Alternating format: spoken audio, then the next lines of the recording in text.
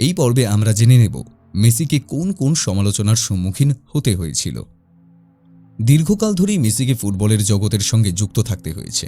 এর মধ্যে দিয়ে যেমন একাধিকবার এসে অনেকে তার পিঠ চাপড়ে গিয়ে গেছেন, তেমনি খারাপ পারফরমেন্সের জন্য তাকে নানান প্রকারের সমালোচনার সম্মুখীনও হতে হয়েছে। আলোচনা ও সমালোচনা এই দুই মেসির কেরিয়ারের সঙ্গে সঙ্গেই পাক খেতে থেকেছে বইকি। আমরা যখন কোনো কাজের সঙ্গে যুক্ত থাকি তখন সেই কাজের ক্ষেত্রে আমাদের উন্নতি ও অবনতির মাপকাঠি মেনেই চলতে হয়। উন্নতি কিংবা অবনতির সঙ্গে আমাদের পারফরমেন্সের যেমন একটি মেলবন্ধন রচিত থাকে, ঠিক তেমনভাবেই থাকে ভাগ্যের চাবিকাঠির সম্পর্ক।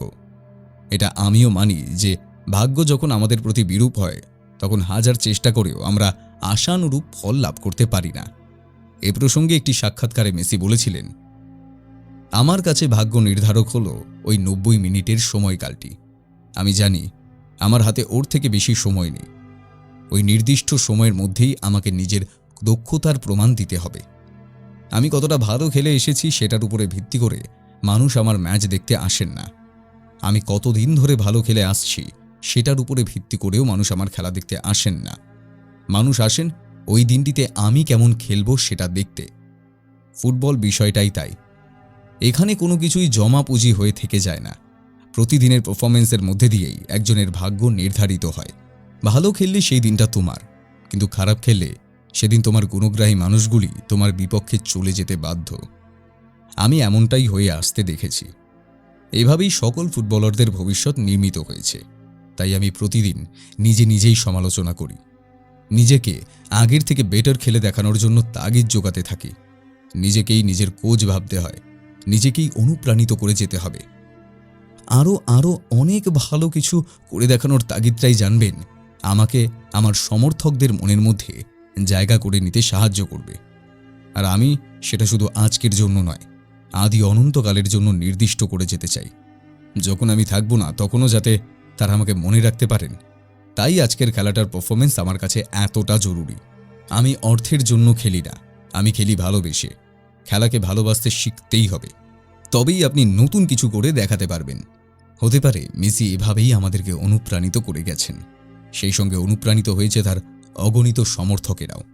কিন্তু তবুও কোনো একটি ম্যাচের পারফরমেন্সে ভালো ফল না করার তিক্ততাকেও তাকে বই নিয়ে বেড়াতে হয়েছে।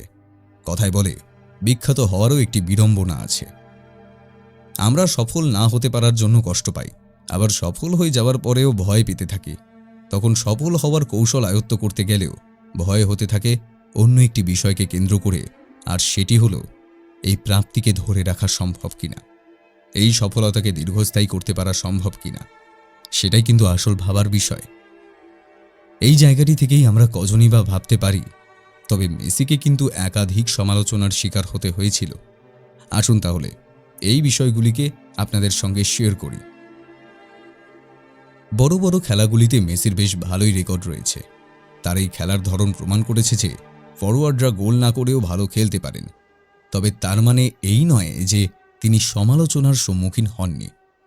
মেসির দীর্ঘ 17 বছরের কেরিয়ারে তাকে নানান সমালোচক ও পণ্ডিতদের কাছ থেকে বিরূপ মন্তব্য শুনতে হয়েছে। তিনি এগুলি শুনতে বাধ্য হয়েছেন।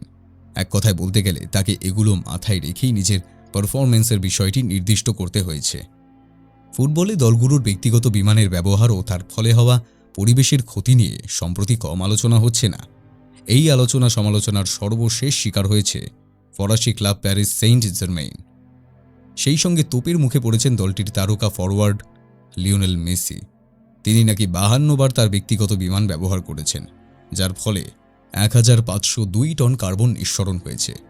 গত 3 মাসে লিওনেল মেসি যে পরিমাণ পরিবেশ দূষণ করেছেন, একজন ফরাসি নাগরিক নাকি 150 বছরেও সেই পরিমাণ পরিবেশ দূষণ করেন না।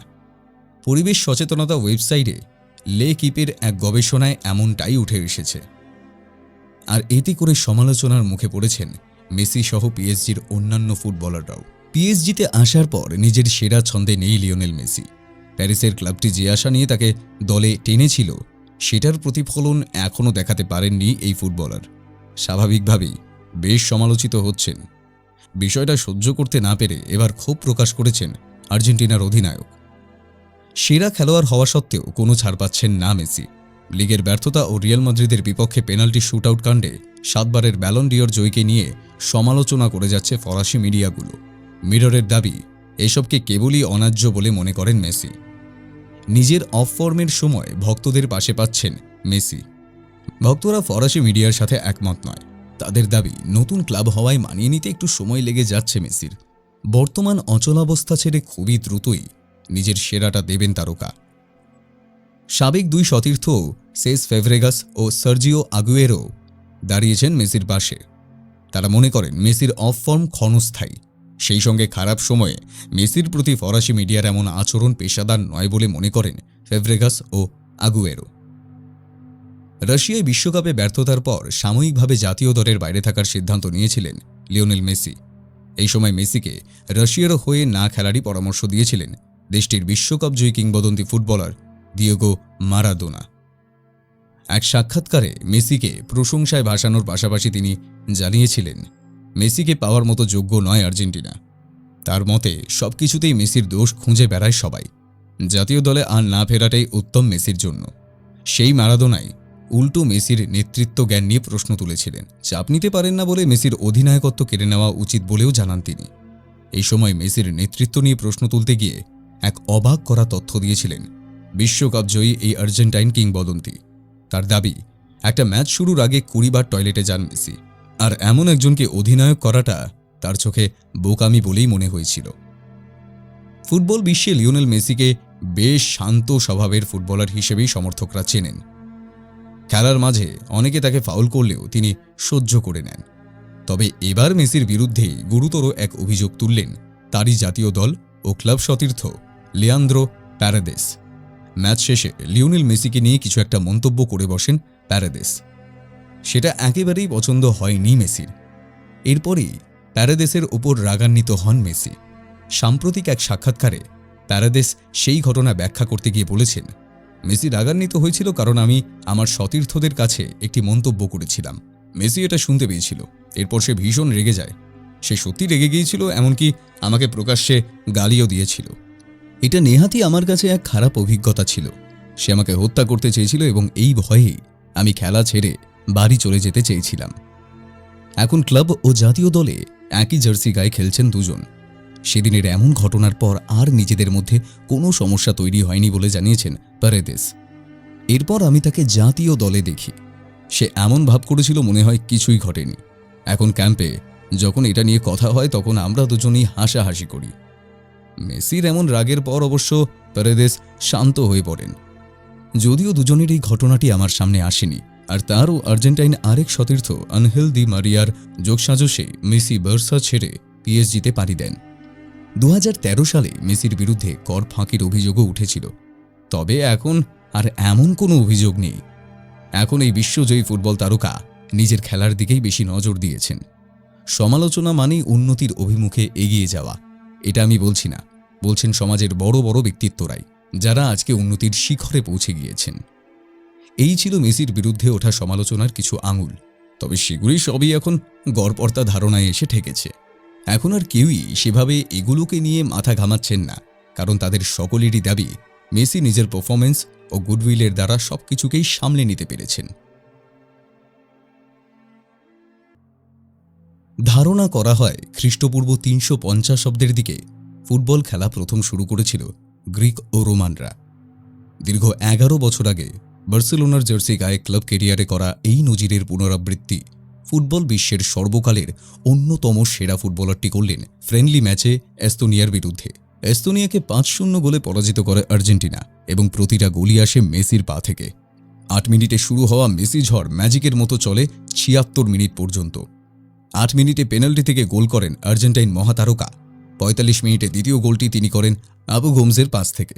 2-0 গোলে প্রথমার্ধ শেষ করা আর্জেন্টিনা তৃতীয় গোলটি পায় দ্বিতীয়ার্ধে খেলা শুরুর 2 মিনিটের মধ্যে। নেহুল মলিনার পাস থেকে 47 মিনিটে তৃতীয় গোলটি করেন মেসি। 71 মিনিটে নিজের 4 নম্বর গোলটি করেন মেসি। 5 মিনিটের মধ্যে 76 মিনিটে পঞ্চম গোলটি করে একাই 5 গোল করার নজির করেন এই কিংবদন্তি। তাহলে এই ছিল আমার আজকের দীর্ঘ আলোচনা।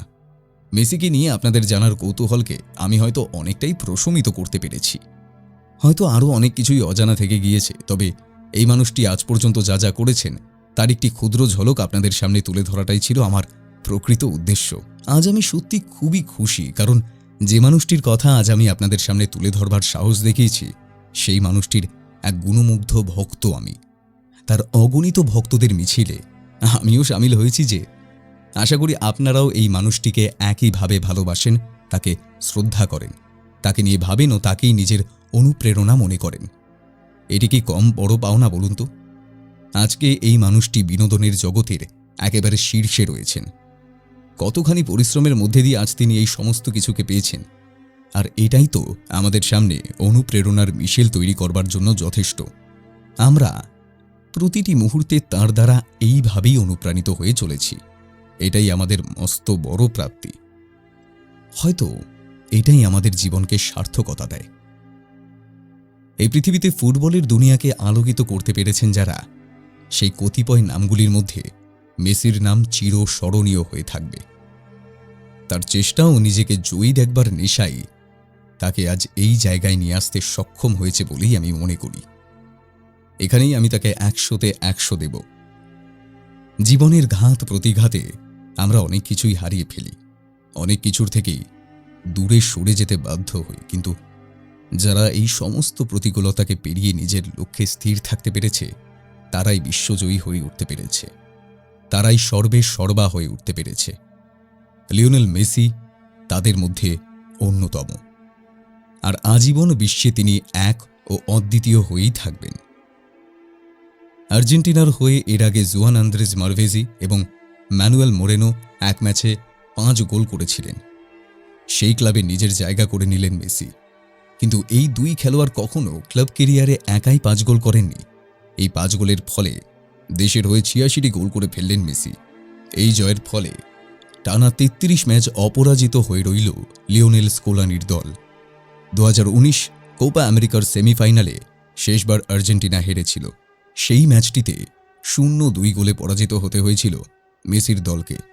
কাতারে হতে চলা 2022 বিশ্বকাপে আর্জেন্টিনার খেতাব জয়ের লক্ষ্যে মাঠে নামবে। গ্রুপ পর্বে লিওনেল মেসির দল খেলবে সৌদি আরব, মেক্সিকো এবং পোল্যান্ডের বিরুদ্ধে।